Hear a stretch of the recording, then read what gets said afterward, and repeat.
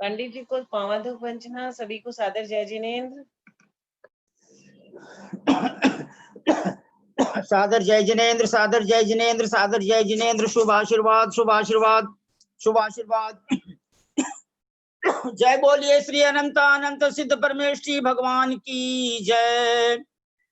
जय श्री ओम नमः सिद्धेभ्य, जय श्री ओम नमः सिद्धेभ्य, जय श्री ओम नमः सिद्धेभ्य। नमो अरहंताणम, नमो सिद्धाणम, नमो आयरियाणम, नमो उवज्जायाणम, नमो लोये सब साहुणम। हे ज्ञान सागर गुरु मम प्राण प्यारे, थे पूज्य साधु गण से बुध मुख्य न्यारे। शास्त्रानुसार चलते मुझको चलाते, बंधु उन्हें विनय से सिर को झुकाते।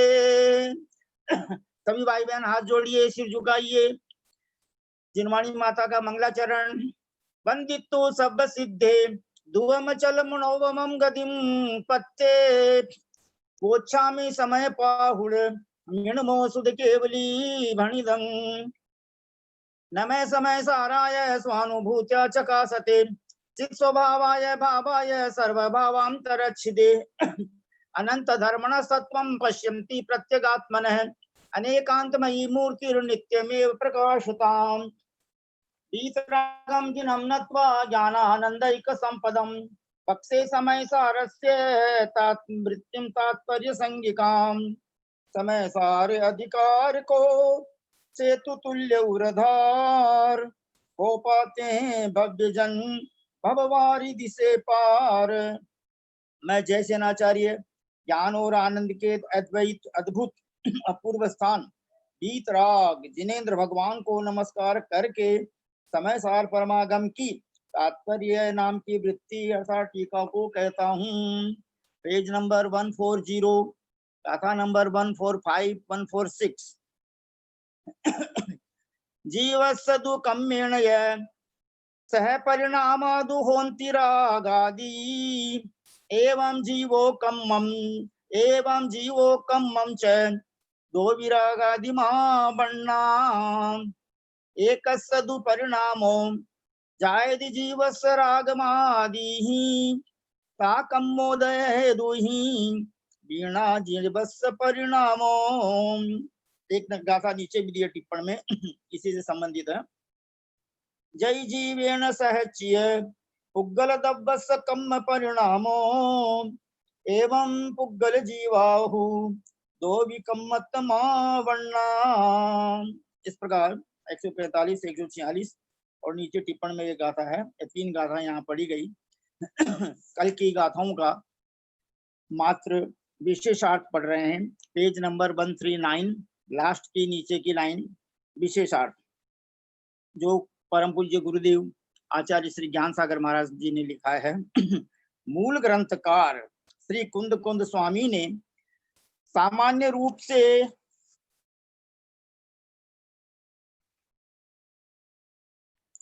मूल ग्रंथकार श्री कुंद कुंद स्वामी ने सामान्य रूप से अज्ञान भाव को बंध का कारण बताया है और उसके मिथ्यात्व अवृत्ति कषाय और योग ये 4 उत्तर भेद किए हैं। जैसा कि आत्मख्यातिकार ने अपनी लेखनी से लिखा है और मूलाचार ग्रंथ भी मूलाचारकार भी पहले बता आए हैं, किंतु तात्पर्य वृत्तिकार ने अज्ञान भाव सामान्य को भी मिथ्यात्वादी 4 का विशेषण के साथ में मिलाकर 5 प्रत्यय बंध के कारण होते हैं, ऐसा बताया है। आज की गाथा का अर्थ पढ़ रहे हैं। 145 146 गाथाओं का अर्थ है, जीव के जो रागादि विकार भाव होते हैं वे वैसे ही यदि वास्तव में कर्म के भी होते हों तो जीव और कर्म ये दोनों रागादिमान होने चाहिए, किंतु ऐसा होता नहीं। क्या समझे? बाल्टी में गरम गरम पानी डाल दिया, बाल्टी को कुछ भी फर्क नहीं पड़ा, लेकिन औदारिक शरीर, जिस औदारिक शरीर में मनुष्य या तिर्यंश रहते हैं, है ना, उस शरीर में अगर गरम गरम तेज गरम बहुत जो सहन नहीं हो सकता हो, ऐसा गरम गरम पानी डाल दिया जाए तो फिर क्या होता है ये देख लो। तो बाल्टी को कोई फर्क नहीं पड़ा, लेकिन औदारिक शरीर में रहने वाले जीव को फर्क पड़ा। ये बात है। कहते हैं कि यदि अकेले जीव के ही राग आदि परिणाम मान लिए जावें तो कर्मोदय के बिना भी हो जाने चाहिए, और अगर अकेले जीव के ही मान लिए जाएं तो जिनके जो सिद्ध भगवान हैं उनके भी राग आदि भाव हो जाएंगे। ऐसा नहीं है। इसलिए संसारी जीव के जो राग आदि से युक्त है उसके कर्म बनते हैं। इस प्रकार इन दो गाथाओं का अर्थ पढ़ा। तीसरी गाथा का अर्थ भी पढ़ते हैं। इसी प्रकार यदि जीव सहित उद्गल द्रव्य का परिणमन कर्म रूप हो तो पुद्गल और जीव ये दोनों कर्म रूप में एक पने को प्राप्त हो जाना चाहिए। यानी अनेक प्रकार से आचार्य देव अपने को समझा रहे हैं। मेरे को एक बात याद आती है, कल्याणमल जी जांजरी साहब, श्रीमान कल्याणमल जी जांजरी साहब अब तो आदरणीय ब्रह्मचारी जी महाराज हैं, दोनों पति पत्नी 7 प्रतिमाधारी हैं, कलकत्ता के हैं और श्री पारसनाथ में रहते हैं बुदासीन आश्रम में। और उनके सुपुत्र नीरज जैन वो भी 7 प्रतिमाधारी हैं, एक ही सुपुत्र हैं, वो बाल ब्रह्मचारी हैं। उन्होंने मेरे को एक बार लिख करके बताया कि चारी चक्रवर्ती आचार्य श्री शांति सागर महाराज के जो पट्ट शिष्य थे आचार्य श्री वीर सागर महाराज, उनका यह कहना था, मेरा तो जावे नहीं और जावे सो मेरा नहीं। मेरा तो ज्ञान दर्शन वो मेरे को छोड़कर कहीं जाता नहीं है, और ये शरीर जो है मेरे को छोड़ के चला जाता है ना। 8 कर्म भी एक दिन छोड़ करके चले जाएंगे, बॉसों के छोड़कर चले गए, तो वो संयोग संबंध है, तादात्म्य संबंध तो मात्र ज्ञान दर्शन का है। इसलिए मेरा तो जावे नहीं और जावे सो मेरा नहीं, यह मंत्र है आचार्य श्री चारित्र चूड़ामणि आचार्य श्री वीर सागर महाराज का। इसलिए इस मंत्र को 108 बार 111 बार जपना, नहीं तो कम से कम 9 बार जपना, और नहीं तो कम से कम 3 बार जपना, और नहीं तो कम से कम 1 बार तो अवश्य जपना भाव पूर्वक। ये तो हो गई आज की बात। अब एक बहुत खुशखबरी यह है, एक श्लोक पढ़ रहा हूं मैं आपको स्तुति विद्या का, जिसकी रिकॉर्डिंग हमारे समय सार की गाथाओं को गाने वाली प्यारी प्यारी बिटिया आदरणीय ललिता बहन जी साहब की, भाई साहब शंभूलाल जी साहब की सुपुत्री, वो जो है स्तुति विद्या के मूल श्लोक भी गाएंगे और उनके हिंदी पद्यानुवाद भी गाएंगे और अति शीघ्र ही गा करके दे देंगे। एक श्लोक मैं पढ़ रहा हूँ मात्र महावीर स्वामी की स्तुति का है, 109 नंबर का, कुल 116 श्लोक है इसमें। नानानंत नुतांत तांतित निनुन नुन्नांत नुन्नांद्रित नूतीनेन नितांत तानित नुते नेतोन्नतानां ततः नुन्नातीति तनुन्नतिं नितनुतान् नीतिं निनुता तनुन् तान्तानीति चित्तान्तान् नुताननतान् नो नूतनैनोत्तुनो सुगुण अनंत भरे दुखदायी कर्म हरे मिथ्या मगटारी शुद्ध मार्ग प्रकाशी है नेता हो यश लये पूज्यो करी पूज्य भय तन प्रभा पुंज शोभ लो आलोक भारी है दुखियों के दुख टरे सदा मन आस भरे हिंसकों ने हिंसा तजी पाप मति नासी है ऐसे वीर महावीर अति वीर वर्धमान तन्मति नाथ दाता महासुखकारी है। समंत भद्राचार्य के ग्रंथ। एक शुभ सूचना है कि जो अभी गुरुदेव आचार्य श्री विद्यासागर महाराज द्वारा रचित मौलिक रचनाएं एवं हिंदी पद्यानुवाद गाने का जो सिलसिला प्रारंभ हुआ है अति शीघ्रता से बहुत तेजी से आगे बढ़ रहा है। और मेरे पास नियम सार जी की 37 गाथाओं का उच्चारण करके आ गया है आदरणीय प्रतिमा बहन जी गंगवाल साहब, पुणे महाराष्ट्र, चार्टर्ड अकाउंटेंट, और चांद पाटोदी, उन्होंने प्रवचन सार गाना प्रारंभ कर दिया है। और रैन मंजूसा किन्होंने गाया है, इन्होंने कुसुम जी बगड़ा साहब ने, वो उनका भी आ गया है। और गोमतेश अष्टक भी आ गया है, या मैं कहीं नाम इधर उधर भूल गया हूँ, ग्रंथ का नाम इधर उधर हो गए हूँ। मैं आप सभी भाई बहनों से इसलिए कहना चाह रहा हूँ कि जिन की वीडियो तैयार हो जाए या थोड़े बहुत भी प्रारंभ हो जाए, 10-20 गाथाएं श्लोक हो जाएं, तो आप मेरे मोबाइल के अंदर डाल देना, ताकि मैं उनको अच्छी तरह मिला करके चेकिंग करके उसमें कोई संशोधन करना हो तो मैं आपको एक कागज पर नोट करके उसकी फोटो खींच करके आपको भेज दूंगा। अब मैं आदरणीय हमारी धर्मात्मा बहन सोनू जैन जी सीए कोलकाता निवासी से विनम्र प्रार्थना करता हूं कि आप इन तीनों गाथाओं का हिंदी पद्यानुवाद पढ़ने की कृपा करें, प्लीज।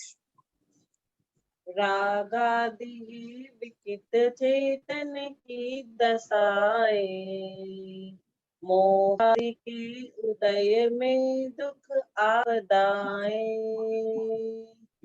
पैजीव कर्म मिलके यदि राग होता होगा, पैजीव कर्म मिलके यदि राग होगा, तो कर्म चेतन अचेतन जीव होगा। मोहादि का उदय पाकर जीव रागी, होता स्वयं नहीं कभी कहते विरागी, धूली बिना जल कलंकित क्या बनेगा, क्या अग्नि योग बिन नीर कभी जलेगा। लो जीव संग यदि पुद्गल वर्गणाए, है कर्म रूप ढलती दुख आपदाए, दोनों नितांत तब पुद्गल ही बनेंगे, आकाश फूल भव ओ शिव भी बनेंगे। अति उत्तम सोनू जैन जी, आपने गाने के लिए, रिकॉर्डिंग करने के लिए कौन सा विषय लिया है? आप जो है अपना लिख देना इसमें। और हीरा जी पांड्या साहब ने भी बहुत सुमधुर ध्वनि में गाए हैं, वो भी जो है मेरे पास आ गए हैं। इसी प्रकार सभी भाई बहन अति शीघ्र गाना प्रारंभ कर दें और अपने काम को पूरा मतलब बहुत जल्दी अंजाम दे दें। 10 तारीख तक, अधिक से अधिक 15 तारीख तक सबके काम हो जाने चाहिए। अब हम सब भाई बहन विनय पूर्वक, क्या समझे, हंसते हुए मुस्कुराते हुए, क्योंकि अपना पुण्य का उदय है, पुण्य के उदय में जीव हंसता है मुस्कुराता है और पाप के उदय में जीव रोता रहता है तो हम सबका पुण्य का उदय है कि हमको साक्षात जिनेंद्र भगवान की यानी वाणी परंपरा से आचार्यों के द्वारा, गणधरों के द्वारा, आचार्यों के द्वारा और हमारे भैया जी तो संयम गुण स्थानवर्ती, पंचम गुण स्थानवर्ती आदरणीय ब्रह्मचारी भैया जी के द्वारा सुनने को प्राप्त हो रही है। ये हमारा बहुत बड़ा पुण्य है इसलिए हम सब भाई बहन आप प्रसन्न होकर, हाथ जोड़कर, सिर झुकाकर परम आदरणीय ब्रह्मचारी जी भैया जी महाराज श्री केसी देन साहब से विनम्र प्रार्थना करते हैं, सादर चरण स्पर्श, सादर पावन रूप, सादर प्रणाम, सादर वंदना निवेदन करके कि आप हमें इन गाथाओं का भावार्थ समझाने की कृपा करें। भैया जी को सादर वंदना, सादर वंदना, सादर वंदना। सभी भाई बहन हाथ जोड़े रहें आशीर्वाद प्राप्ति तक। वंदितु सव्व सिद्धे ध्रुवमचलं नोवमं गदिं पत्ते, वोच्छामि समय पाहुड मिणमो सुध केवली भणि। नमः समय साराय स्वानुभूत्या चकासते, चित स्वभावाय भावाय सर्व भावांतरच्छिदे। बोले देवादिदेव महावीर भगवान की जय। बोले आचार्य कुंद स्वामी महाराज की जय। बोले आचार्य अमृतचंद्र स्वामी महाराज की जय। बोले आचार्य जयसेन स्वामी महाराज की जय। बोले आचार्य ज्ञान सागर महाराज की जय। बोले आचार्य गुरुवर विद्यासागर महाराज की जय। बोले आचार्य वर्धमान सागर महाराज की जय। सरस्वती नमस्तुभ्यं वरदे कामरूपिणी, विद्यारंभं करिष्यामि सिद्धिर्भवतु मे सदा। बोले द्वादशांग जिनवाणी माता की जय। जय बोलिए परम पूज्य मुनिवर 108 श्री अंतरात्मा सागर मुनि महाराज की जय। परम पूज्य आचार्य कल्प 108 श्री स्थूल सागर महाराज की जय। परम पूज्य मुनिवर 108 श्री सहिष्णु सागर महाराज की जय। परम पूज्य ज्ञानी ध्यानी तपस्वी सिद्धांत वेत्ता वैयावृत्य मुनिवर 108 श्री प्रभव सागर जी महाराज की जय। परम पूज्य आचार्य गुरुवर ज्ञान सागर महाराज की जय। आचार्य गुरुवर विद्यासागर महाराज की जय। आचार्य गुरुवर वर्धमान सागर महाराज की जय। भारत वर्ष में विराजमान समस्त आचार्य उपाध्याय साधु मर्मेष्टि भगवंतों की जय। पर समस्त तारिका माता जी, एलक जी, चुल्लक जी, चुल्लिका माता जी की जय। समस्त चतुर्विद संघ की जय। भैया जी को सादर वंदना, सादर वंदना, सादर वंदना। हाथ जोड़कर, सिर झुकाकर सादर वंदना। सर्वे श्रोतारे सावधानतया शृण्वन्तु। आशीर्वाद। दर्शन विशुद्ध। 145, 46 और फिर एक गाथा और। जीवस्य दुःखम्येन ये सह परिणामा दुहोन्ति रागादि एवं जीवो कम्मम चेदो भी रागादि मावन्ना। देखो, इसका भावार्थ तो ये है जो अपन बहुत सरलता से बोलते हैं कि निमित्त कुछ करता नहीं, निमित्त के बिना होता नहीं। ये सरल भाषा में यहाँ पर क्लियर कर रहे हैं। निमित्त के बिना होता नहीं और निमित्त कुछ करता नहीं। तो उपादान की योग्यता यदि नहीं है तो निमित्त कुछ नहीं कर सकेगा। तो यहाँ उपादान की योग्यता को माने मुख्य करके ये गाथा पहली वाली चली है कि जीवस्य दुःखम्येन यः सह परिणामा दुहोन्ति रागादि। माने यदि जीव के उद्गल कर्म के साथ ही रागादि परिणाम होते हैं, इस प्रकार तो जीव और कर्म दोनों ही रागादि भाव को प्राप्त हो जाएं, है ना बात। पंडित साहब ने बहुत अच्छा उदाहरण बनाया कि भाई बाल्टी में पानी डाला तो बाल्टी के तो कुछ हुआ तो नहीं, दर्द नहीं हुआ।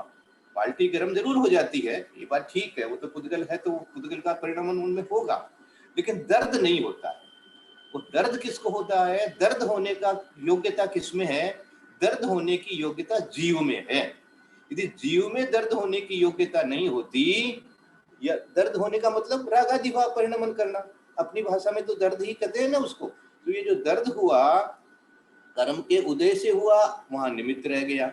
लेकिन अपने में जीव में ऐसी योग्यता है, जीव में ऐसी योग्यता है कि उसको दर्द हो सकता है।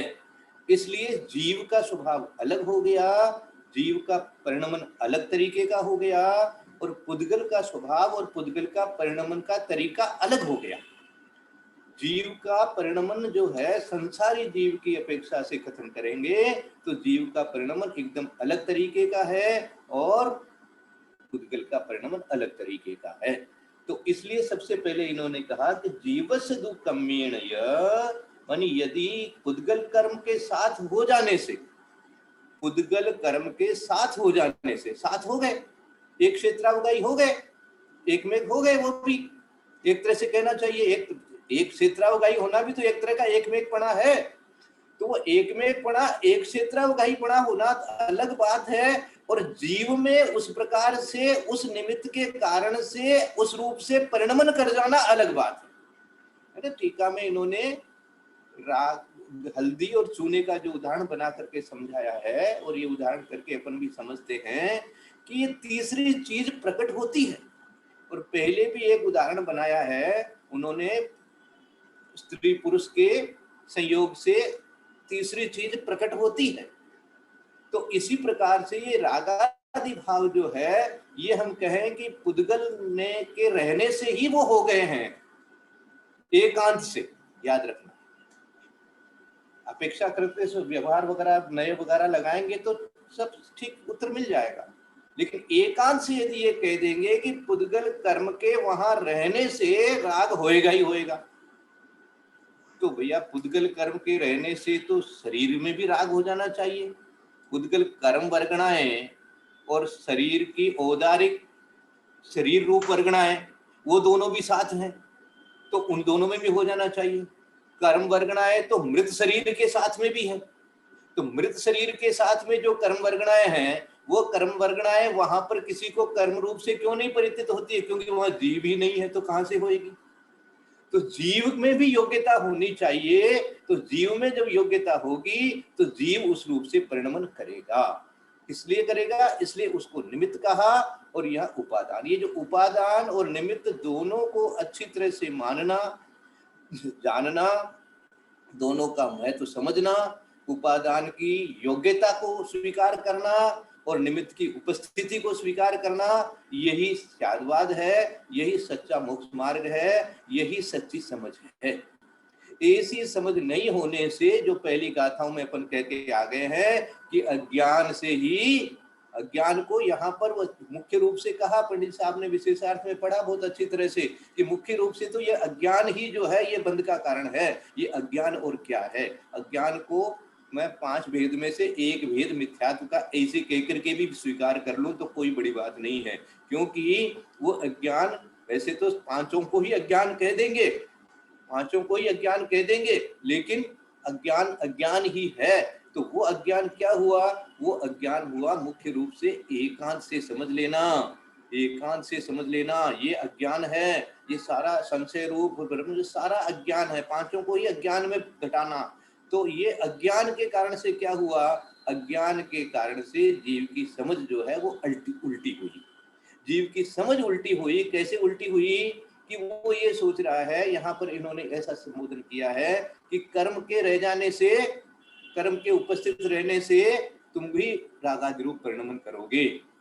तुम तो शुद्ध हो, तुम तो करते नहीं हो, तो तुम तो शुद्ध हो, ये तुम तो शुद्ध हो ऐसा एकांत बना लिया जाएगा तो वो बाल्टी वाला उदाहरण आ जाएगा है, और या सिद्धों में भी हो जाएगा, ऐसा उदाहरण बन जाएगा। तो ये संभव नहीं है। इसलिए संसारी जीव की जो योग्यता है वो योग्यता भी इसका कारण है। उस योग्यता कारण का नाम ही अपन उपादान कारण कहते हैं, उसी का नाम उपादान कारण है। तो जीव की अपनी योग्यता और निमित्त का काम निमित्त में रहा। तो निमित्त है। अब निमित्त कुछ भी हो सकता है, वो बात अलग।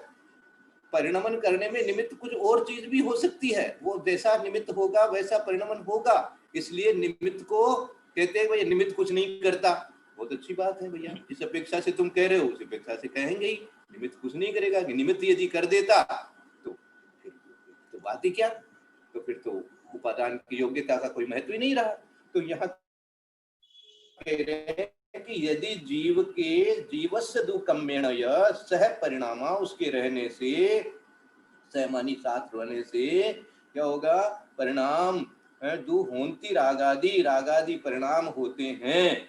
इस प्रकार तो जीवो कम्मम, जीव और कर्म दोनों ही रागादि भाव को प्राप्त हो जाएंगे। माने फिर तो माने जैसे जीव में राग हो रहा है, ऐसे पुद्गल में भी राग हो जाना चाहिए, पुद्गल में भी राग हो जाना चाहिए। तो उनमें तो राग होता नहीं है। उनमें राग क्यों नहीं होता है? क्योंकि उनका स्वभाव अलग है। इसलिए राग होने का जो है वो किसमें है? वो जीव में ही योग्यता है। तो दोनों ही रागादि भाव को प्राप्त हो जाए, किंतु है ना, हो गया एवं जीवो कम्मम च दो भी रागादि भावना, रागादि भाव रूप से परिणमन कर जाएंगे, है ना। कहीं कहीं ये मावन्ना लिख दिया है तो मावन्ना नहीं है, भावन्ना है। ये रागादि भावन्ना है ना। ये शायद प्रिंटिंग में मावन्ना जैसा लग रहा है, लेकिन मावन्ना नहीं करके भावन्ना सही बनेगा इसका।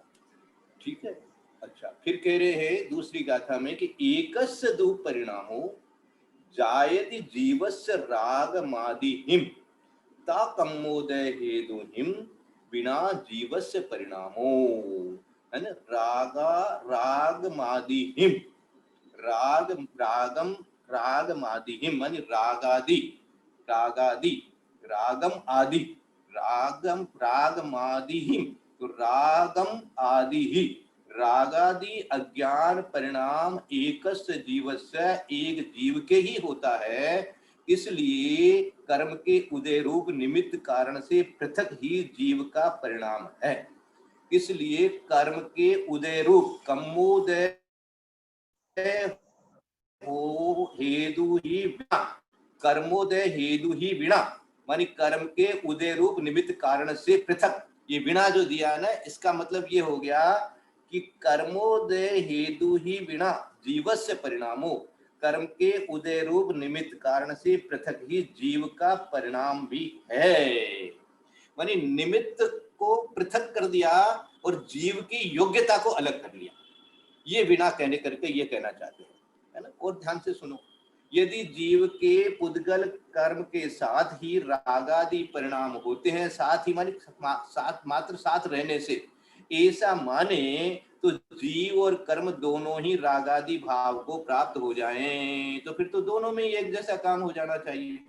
किंतु रागादि अज्ञान परिणाम एक जीव के ही होता है, इसलिए कर्म के उदय रूप निमित्त कारण से पृथक ही जीव का परिणाम है। इसलिए कर्म के उदय रूप निमित्त कारण, कर्म के उदय रूप निमित्त कारण, अब निमित्त कारण को उपादान कारण से पृथक कर दिया।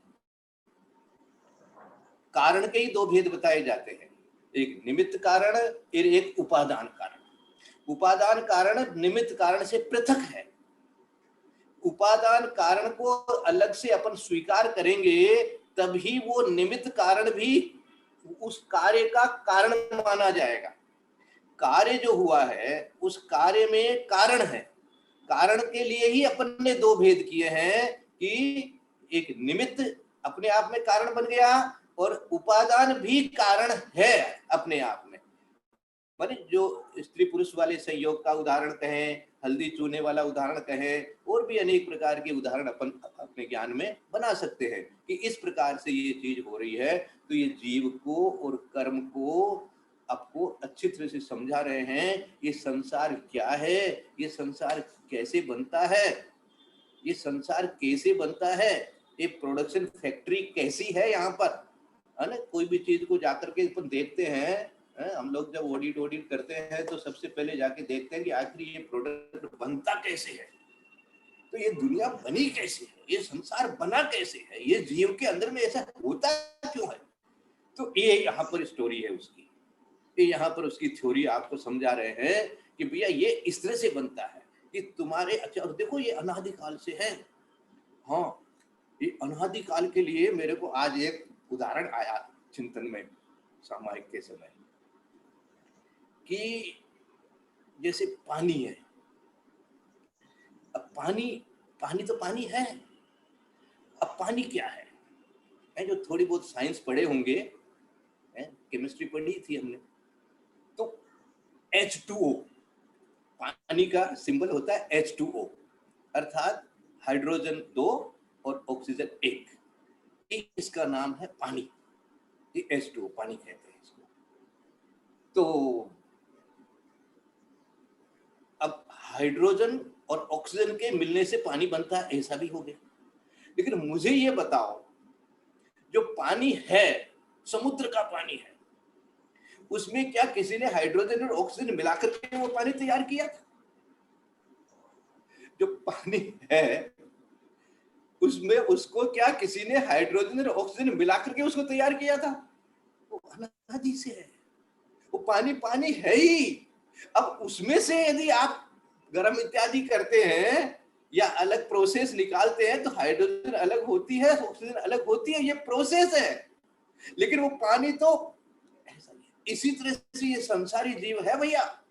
हाँ, इसको केमिस्ट्री के हिसाब से भी अपन ज्ञान में थोड़ा सा लावे तो ऐसा मिल जाएगा अपने को।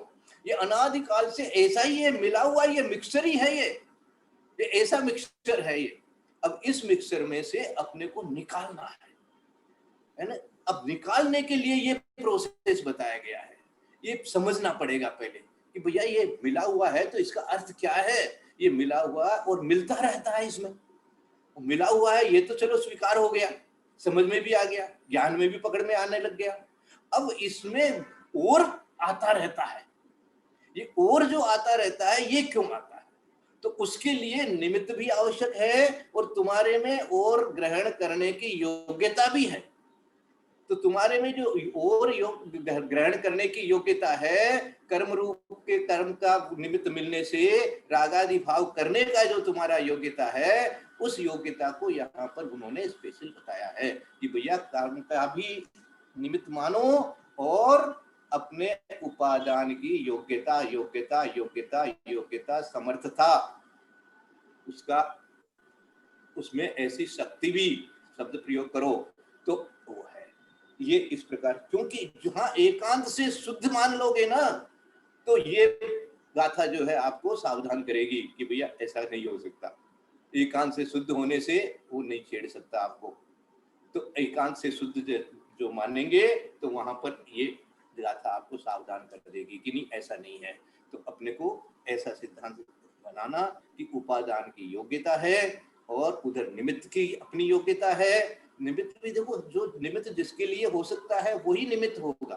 कार्माण वर्गणाएं ही, कार्माण वर्गणाएं ही कर्म रूप बनती है, अन्य वर्गणाएं नहीं बन सकती हैं। वर्गणाएं तो एक पुद्गल की और अनेक प्रकार की होती है। तो वहां निमित्त की योग्यता स्वीकार कर लेना या उपादान की योग्यता स्वीकार कर लेना, ये दो गाथाएं हैं। और तीसरी के अंदर में भी इन्होंने यही कहा है, जय जीवीर सहचय, उस जीव की सहकारिता, सच पुद्गल दब्बस कम परिणामो एवं पुद्गल जीवा भूदोवी कम्मत मावना। यहाँ भी मावन्ना ही शब्द दिया है, तो प्रिंटिंग में मावन्ना ही है तो मावन्ना ही मान लेंगे एक बार। लेकिन जो यहाँ टीका वगैरह में दिया है, भावार्थ में दिया है, उसमें भावन्ना शब्द दिया है, रागादि भाव को प्राप्त हो जाएगा, ऐसा लिखा है। तो यही का अर्थ, इसका भी यही अर्थ है कि यदि जीव के साथ ही सहचीय माने साथ ही पुद्गल द्रव्य का, पुद्गल दब्बस पुद्गल द्रव्य का कम परिणामों कर्म रूप परिणाम होता है, एवं मन इस प्रकार माना जाए तो पुद्गल और जीव, पुद्गल और जीव, पुद्गल जीवा तो दो विभु दोनों ही कर्मत्व को प्राप्त हो जाएंगे। कम्मत्त मावणम मावन्ना, तो तब कम्मत्तम आवन्ना आवंदा ऐसे बन जाएगा, इसका कम्मत्व को प्राप्त हो जाएंगे, ऐसा बनेगा। तो है भाव की जगह यहाँ पर यदि स्वीकार करें है की जगह तो कम्मत्तम आवन्ना ऐसे हो जाएगा, कर्मत्व को प्राप्त हो जाएंगे, ऐसा हो जाएगा। तो ऐसा है भैया, फिर दोनों ही, वहां भी कर्म ही रह जाएगा, यहाँ भी कर्म ही रह जाएगा, दोनों एक ही जैसे माने जाएंगे। यदि जीव के साथ ही पुद्गल द्रव्य का कर्म रूप परिणाम होता है, इस प्रकार माना जाए। साथ ही का मतलब खाली सहचर बना लेना, सहचर, सहचर शब्द दिया इन्होंने, सहचीय माने सहचर माने साथ में खाली मात्र रह जाने से यदि होता रहे तो फिर तो बात ही अलग हो गई। फिर तो सब में होना चाहिए, दोनों में ही हो जाना चाहिए, उसमें भी होना चाहिए, इसमें भी होना चाहिए। तो दो साथ में रहने से हम भी साथ है, वो भी साथ है, तो उसमें भी हो जाना चाहिए। तो ऐसा नहीं होगा। तो पुद्गल और जीव दोनों ही कर्मत्व को प्राप्त हो जाएंगे, किंतु कर्म भाव से परिणाम एक पुद्गल द्रव्य का ही होता है। इसलिए जीव के रागादि अज्ञान परिणाम रूप मित्त कारण से पृथक ही पुद्गल द्रव्य कर्म का परिणाम है। ये आगे की गाथा में बताएंगे कि वहां पुद्गल द्रव्य का परिणाम पुद्गल द्रव्य के कारण से है और जीव का परिणाम जीव द्रव्य के कारण से है। हिंदी में देखो गुरुदेव ने, रागादि ये विकृत चेतन की दशाएं, मोहादि के उदय में दुख आपदाएं। ये राग आदि की जो दशाएं हैं, है ना, किसकी है भैया? क्या शब्द प्रयोग किया? चेतन की दशाएं। हाँ, चेतन तो मैं शुद्ध हूं ऐसा नहीं बनेगा, तो चेतन की ही वो दशा है, चेतन ही उस रूप परिणमन हुआ है उस समय। तो चेतन की दशाएं, रागादि ये विकृत चेतन की दशाएं, है ना, विकृत चेतन को एक साथ ले लोगे तो ऐसे ले लोगे संसारी जीव की, क्योंकि विकृत जो जीव है, विकृत चेतन जो है वो संसारी जीव के लिए लगाया, और विकृत चेतन की दशाएं ऐसे ले लोगे तो है जो चेतन की दशाएं जो हुई हैं वो मोहादि के उदय में दुख आपदाएं, ये मोहादि के उदय में हुई है, मान लिया हमने, कोई आपत्ति नहीं है, बिल्कुल ठीक है। मोहादि के उदय में दुख आपदाएं, दुख आपदाएं परंतु जीव कर्म मिलके यदि राग होगा तो कर्म चेतन अचेतन जीव होगा। अब यहाँ मिलके शब्द जो प्रयोग किया इन्होंने वो किया है सहचरपण, साथ साथ है, वो साथ साथ है, इतना मात्र से ही यदि कर्म बंद हो जाए, साथ साथ है इतना मात्र से ही यदि कर्म बंद हो जाए तो फिर तो चेतन में अचेतन में दोनों में कोई फर्क ही नहीं रहेगा, दोनों में हो जाएगा। तो कर्म चेतन अचेतन जीव होगा, कर्म तो चेतन हो जाएगा और अचेतन जीव हो जाएगा, ऐसे दे दिया देखो इन्होंने। तो कर्म चेतन और अचेतन जीव ऐसे हो जाएगा, उल्टा हो जाएगा। क्यों हो जाएगा? क्योंकि फिर तो कर्म में भी उस परिणाम आने की शक्ति हो गई, वो परिणमन करने की, कर्म रूप परिणमन करने की शक्ति हो गई, तो कर्म में चेतनता आ गई। और जो चेतन है, जीव जो है, वो तो उसमें तो कोई, आप मानते ही नहीं हो कि उसमें शक्ति है, तो उसमें जब शक्ति नहीं है तो फिर वो अचेतन जैसा हो जाएगा। तो सब काम उल्टा पुल्टा, आपका समझ जो है एकदम गलत हो जाएगी। तो कह दिया इन्होंने, तो भाई ऐसा नहीं है, बल्कि अपनी अपनी योग्यता है। मोहादि का उदय पाकर जीव रागी, होता स्वयं नहीं कभी कहते विरागी। मोहादि का उदय पाकर जीव रागी, होता स्वयं नहीं कभी कहते विरागी। धूली बिना जल कलंकित क्या बनेगा, क्या अग्नि योग बिन नीर कभी जलेगा। यानी खाली उदय हो गया, मोहादि का उदय पाकर जीव रागी, होता स्वयं नहीं। देखो इसलिए कह रहे हैं, ये बहुत सावधानी से पढ़ना इन शब्दों को। मोहादि का उदय पाकर जीव रागी, होता स्वयं नहीं कभी कहते विरागी। क्यों ऐसा कह रहे हैं वो, कि उदय हो गया इससे ही तुम प्रभावित हो गए, इतना मात्र विज्ञान नहीं है, इतना मात्र भगवान की वाणी नहीं है। भगवान की वाणी ये है कि तुम्हारे में भी योग्यता थी, तुम्हारे में भी योग्यता थी। तो मोहादि का उदय पाकर जीव रागी, होता स्वयं नहीं कभी कहते विरागी। अब देखो ऐसा यदि एक और सिद्धांत स्वीकार करना, इसमें से बहुत शांति से विचार करना, एक बहुत अच्छी अच्छी गाथा है, एकदम चिंतन के लायक है, अपने में ज्ञान को सूक्ष्म करने की गाथाएं हैं। कि उदय मात्र से यदि बंद होना जरूरी हो गया, राग करना जरूरी हो गया, तो फिर कभी मोक्ष होगा ही नहीं। ये भी बात निकलेगी यहां पर। तो ये मोहादि का उदय पाकर जीव रागी, होता स्वयं नहीं कभी कहते विरागी, उससे हो ही जाएगा, ये भी बात नहीं है। तो ये उसकी योग्यता को स्वीकार करो, उसके परिणमन की को स्वीकार करो।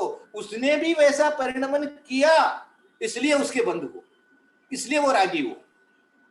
उदय को निमित्त मानो और अपने योग्यता को, अपने परिणामों को उपादान मानो, अपने परिणामों को उपादान मानो और निमित्त को, उदय को निमित्त मानो, निमित्त को उदय मानो। बार बार कह रहा हूं, इन शब्दों को ध्यान से सुन लेना।